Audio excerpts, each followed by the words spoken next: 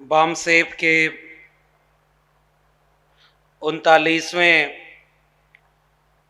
राष्ट्रीय अधिवेशन में आए हुए देश भर के आप सम्मानित लोगों का मैं क्रांतिकारी इस्तकबाल करता हूं। आप सबको जय भीम, जय मंडल, जय संविधान करता हूं। सम्मानित मंच और साथियों, आज बामसेब ये जो अपना 39वां राष्ट्रीय अधिवेशन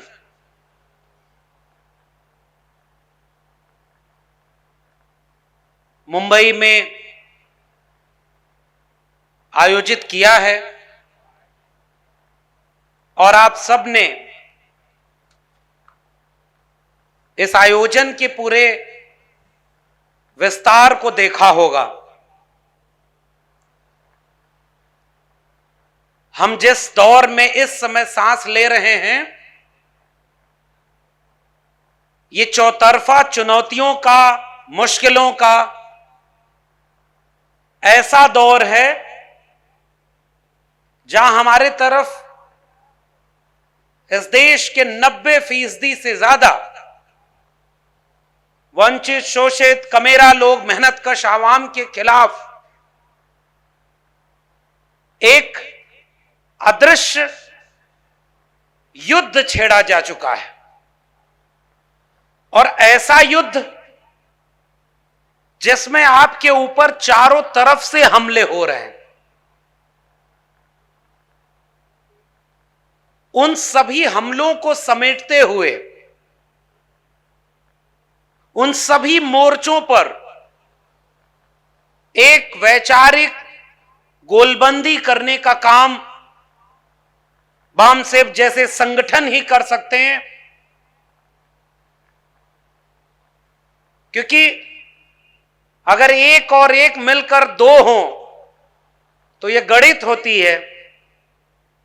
और अगर एक और एक मिलकर 11 हो जाए तो इसे संगठन कहते हैं। इसलिए मैं उम्मीद करता हूं कि इसी मंच पर उन सारे सवालों पर बातचीत हो सकती है। और जब मैं पिछले दिनों यहां आने से पहले इस राष्ट्रीय अधिवेशन का पर्चा देख रहा था तो मुझे एक सुकून मिला कि इस लगभग 3 से 4 दिन के राष्ट्रीय अधिवेशन में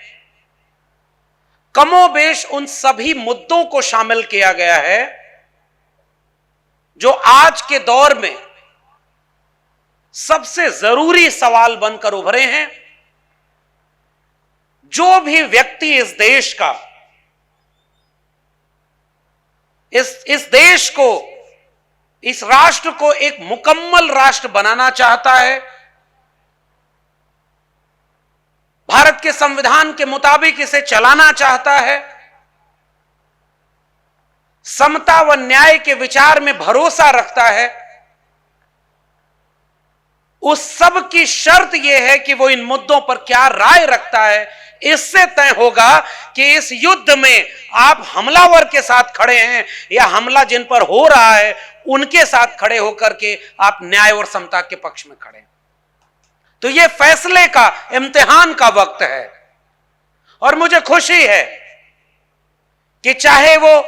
जाति जनगणना का सवाल हो, चाहे वो धार्मिक सांप्रदायिक नफरत के, दंगे के माहौल के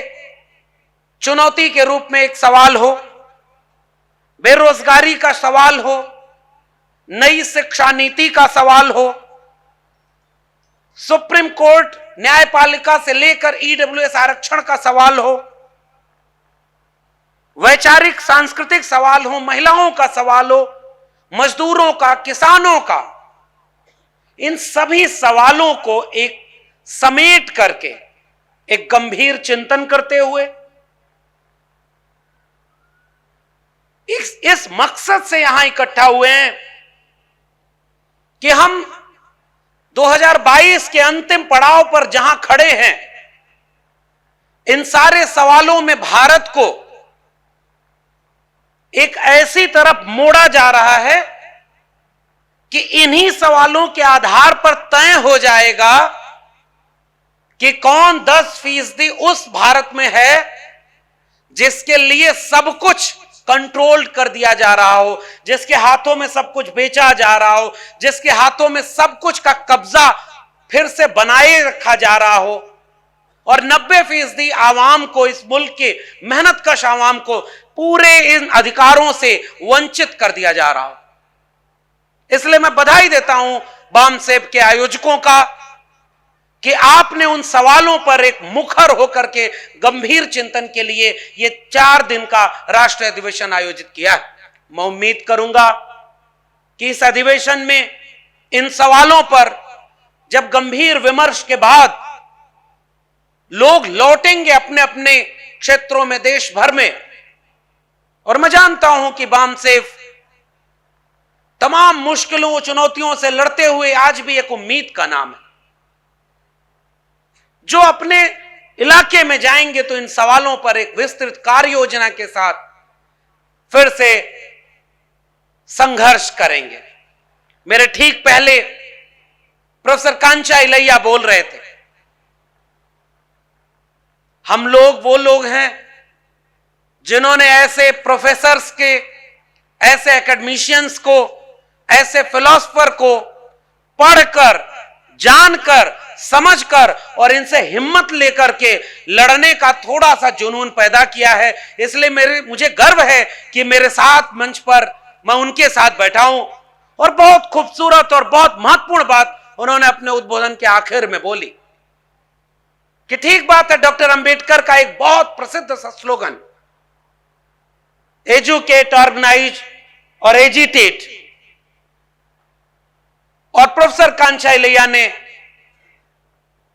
उसे